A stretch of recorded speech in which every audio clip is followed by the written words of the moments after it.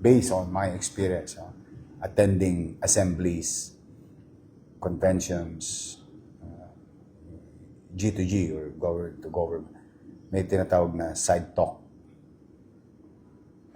Yung side talk, usually, they check in within the activity area. So, which in this case, kayo ang magbe-benepisyo. Hopefully, everyone will just be here in Manila.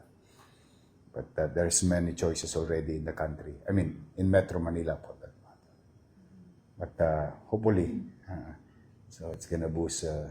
Tapos, yung mga ibang seminar, mga probinsya, sabi ko, hindi, dito kayo sa mga hotel dito.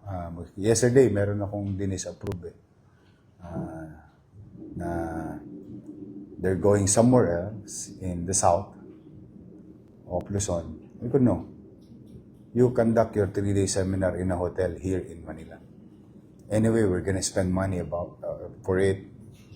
And I wanted to spend money in the businesses that already here. Mag-hotel din naman kayo doon. Dito kayo mag-hotel. Mga ganon. In our own little way, without you knowing it, the initiative of the city is really to help, stimulate, and to keep the peace and order situation at bay, the clean, the orderly, and the aliwalas. Maging maaliwalas. It's very challenging nowadays. But so far, I don't know. You be the judge. As far as we're concerned, especially last week, when the landfill 10 kilometers away closed down, and we did have to deal with 30 kilometers. That's about 200% away from. But good thing is, a few weeks before, nababalitaan na namin. So your city government came up with an idea to prepare for the worst. And the worst came. But so far, mukhang hindi niya naman nararamdaman na nagkalat ang basura sa kalsada. Good. Everyone is doing their part. Yun lang naman yan, lalo na kayo sa turismo. Pag chaotic yung city, and if tourists, local and, domestic and international, feel not safe, they will never go. Kaya pinaikutan ko lagi yung Ermita Malate area ng police kasi yung mga restaurant, inabuso ng mga tolongges nung mga nagdaan. Ngayon lang ako sa buong buhay ko, nakakita restaurant. Beware of pickpocket and in a Korean language. So it's really chaotic. So that's why when I assume, make sure that okay naman. Sana nga magtuloy-tuloy. So how's business? Could be better. Could be better. Good. There's room for improvement. Admiral. Kayo sa Admiral. Tumatambay ako doon sa baba. Doon ako nagkakape. Lagi Chinatown Hotel. Yan. Bayview. Madalas din kami doon. Sheraton. Ako na. Mababa na raw yung sales ng lobby. Kasi wala kami. Wala akong time eh. Bumaba daw, kinukwento sa ako. Hindi, wala kasi akong time. Hindi ako. Alam niyo ba na except for one instance, hindi pa ako nakakalabas ng Metro Manila for the past 2 months. Nakakabali-bali na nga ang likod ko eh. Because we really wanted to address Bailey sa tapat namin. So yun, nag-ano na ba kayo? Were you had, meeting na ba kayo with the DOT about this thing? Or not yet? Oh. Anyway, Crystal, will ask Crystal to, Sar, Yes. dapat ma-integrate to sa prep ng DTCAM ng Manila Tourism. Ma-integrate sila sa mga meetings where they can participate and all other things in preparation 2026. Kasi kami nagagayak. We were told already. We are preparing something. But we would bargain and haggle DOT to house everyone here in Manila. Malaking event yan. I'm supposed to be there. I sent the Vice Mayor, yung mayor's, I was asked specifically to be there. But with the challenges of the city, sabi ko, saka na ako, travel. Ano na ako. Kaya pinadala ko si Vice Mayor. Sabi ko, alamin mo na, ano yung how they host it, so that pag tayo naman, reciprocal, natin. Mag-meeting kayo, mag-prepare kayo. Sayang yung opportunity to showcase your facilities. Wala yung yung dating New World ba yun? Yung sa Pedro Hill ba? Ano yung hotel yun? Nagpalitan ng pangalan. New Coast. Meron ba New Coast dito? Bago na naman? Hello. Doon kasi ako dati nagkakape. Then I went to Sheraton.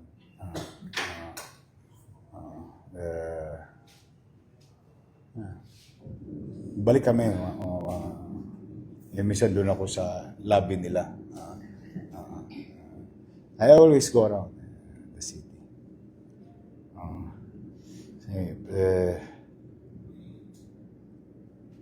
Anything that we can do for you?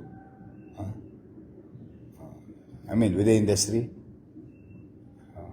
How can we help? Ano ba yung mga concern? Already you mentioned it, I think, projects for cleanliness, for safety, I think that's the Most compelling because perception, word of mouth. especially after the Japanese incident. It's a very understated, pero very. Yeah, but that involves kasi some international organization. For sure, it's not randomly. Yeah, it's, but you cannot blame the tourists feeling unsafe. Yeah. But malalim kasi istorya nung dalawang banyaga. Umabot yun hanggang sa ibang bansa. And we are now still continue to get the mastermind.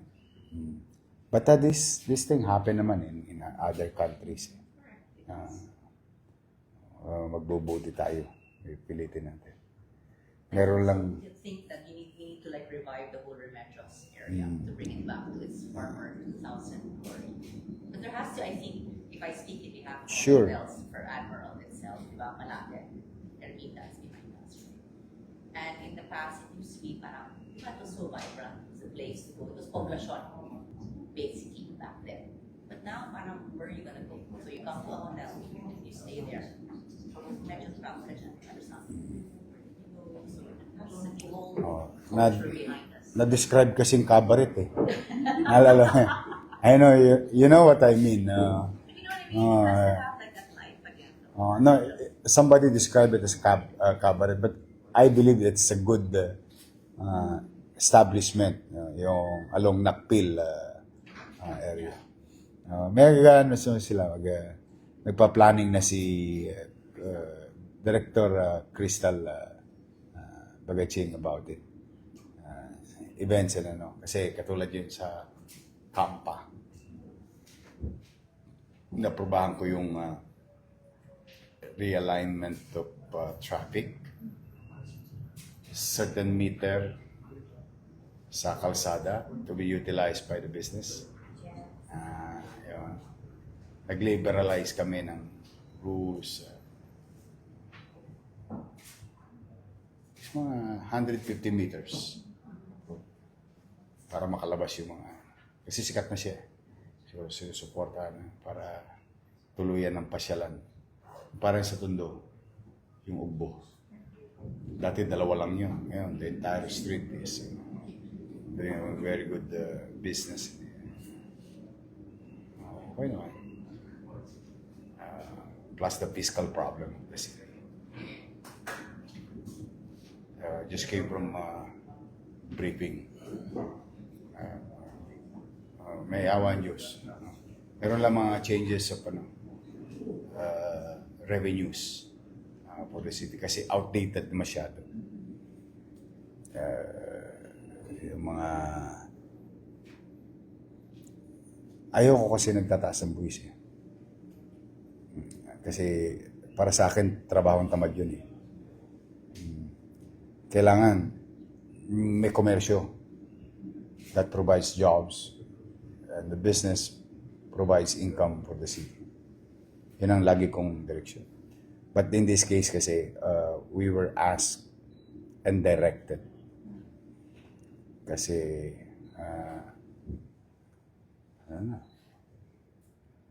7, 8 years na nag-stagnate yung tax code namin. So we need to do something about it. But when we were discussing it based on the directive, very minuscule yung, may minimum requirements eh. So sabi ko, let's just follow the minimum para naman hindi maapektuhan yung mga negosyo. So changes will be made. But rest assured, whatever income that we get from it or from you guys, utilize it. You just tell your employees nga pala, we have CT scan machine, we have MRI machine, we have mammogram. I think, comparatively speaking with the private sector, healthcare, we have the best machine. Now we're going to open on September 8th angiogram procedure. And hopefully through trainings, we go now as far as angioplasty.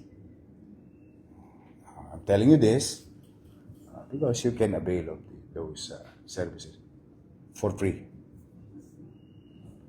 Yes, it's free. That's the purpose of taxes.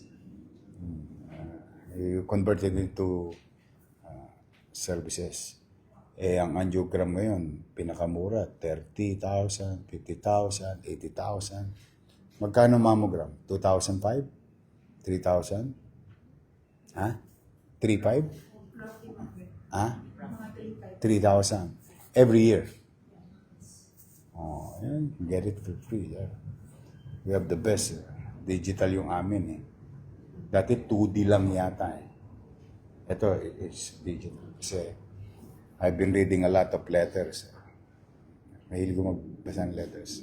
Pansin ko sa demographics, especially your age. Prone talaga sa, ang laki ng porsyento ng breast cancer. It's not because ayaw lang pa-check up. If I have 3,000 pesos at mahirap na pamilya ko, pakakain ko na lang sa pamilya ko. At their expense, yung kalusugan nila. So, these machines are existing during my first term. Even the cath lab, or what do you call that, angiogram. Now, angioplasty is like about 300,000, 500,000, and 1 million pesos. And the people of Manila is gonna get it for free. Yeah. Minimal lang yung cost sa amin. So, yun. magbuti kayo sa negosyo, you have a city government na magiging masinop sa gastusin.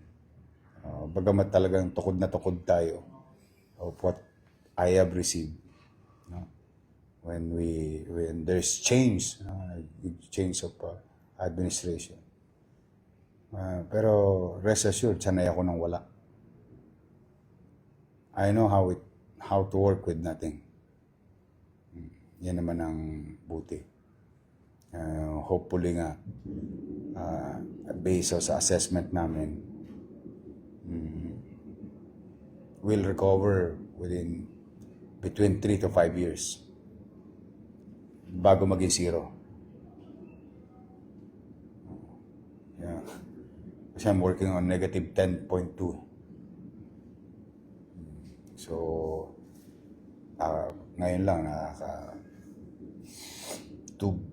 almost 2 billion na ako ng PYO, prior years obligation, commercial obligation. But it's a job for me, not for you. Do business, pay your obligation, we'll make sure your obligations being utilized properly and efficiently. We'll do our job. You demand that your government will work for the interest ng general population. Wala naman ang gagambala sa iyo sa Rojas Boulevard. Wala naman. Okay. Importante. Kasi yung mga Rojas Boulevard Hotel, binigyan ko ng opportunity to utilize the service road. I don't know if you remember that during my first term. Sige, pag-gamit nyo sa mga guests ng mga hotel. Kasi may mga old hotels pa ron na walang, so sabi ko, if you're going to allow somebody, or some corporation, you allow everyone to utilize their frontage sa may service road. Basta, lang, maghanap buhay kayo. May gobyerno na sa Maynila. Walang tulugan. Masakit sa kanawa. Magbubuti kami. And thank you for continued doing business. Another thing. Full blast na yung spoke with the SM Group. Full blast na yung Harrison Plaza. It's gonna be full blast. Natenga sila ng 3 years. But try to reason out with them and explain the fault of the past should not be the same fault for the future. Yung pagkukulang ng nakaraan, hindi naman kailangan pagkukulang din sa kinabukasan. Tomorrow, the sun will shine. We're hoping that the sun will shine over Manila. Not only the sunset, but also we want that. Naintindihan naman nila. Then liberalize yung rules. Now they're reduced. Kaya medyo pasinin nyo pag nadaan kayo. Nagkaroon ng elevation na. More pa. Our zoning, I swipe out everyone because it's being complained by the businesses. We're cleaning the house. And hopefully, they will clean also the flooding of Ermita Malate area. Dati naman kasi hindi binabayan.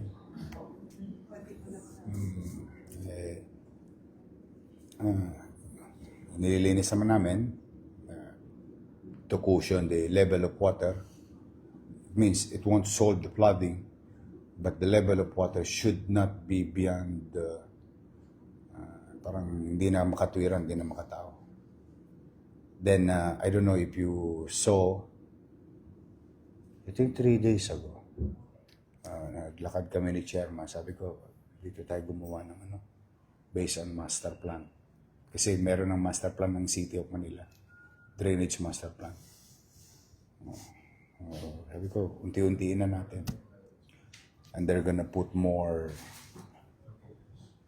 bigger pipe doon sa pumping station sa Ross Boulevard. And Top Avenue, inihintay ko lang yung design from UN to Pedro Hill. Siguro mga ganyan kalaki. Yung bilog. Once and for all. Yeah. Parang basin. Tapos tatagos yun sa inyo, sa lahat sa inyo, sa Ross Boulevard. Perpendicular to Ross Boulevard. Towards yung mga bahay doon. Pumping station. Palit kasi yung tubo nila. So they're gonna change it na. Yeah, hopefully, they're just gawin nilang nila yung trabaho nila. Hopefully. Don't lose hope. Malay nyo, may mga gobyerno din magbubuti sa kanilang tungkulin. Continue to believe. That's the only way to do it. Okay? So, generally, you're okay. But there is room for growth. Okay. Kamusta yung ano mo ron? Yung, ano tawag yan? Buffet? May heritage buffet ako sa taas. Oo nga. How was it? How was it doing? Dinadalaw na ba? Yeah, but could be more. Oh. So, hindi pa naman maximize yung ano. Sarap, nakakain na kayo doon? Kain kayo ron. Oh. May special for Hans dinner ulit. Kaya nga. Oh.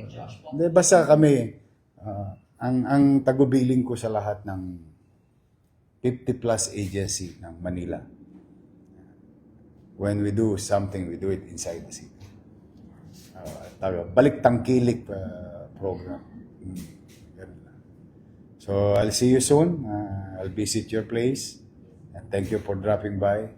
And I wish you all the best, especially next year.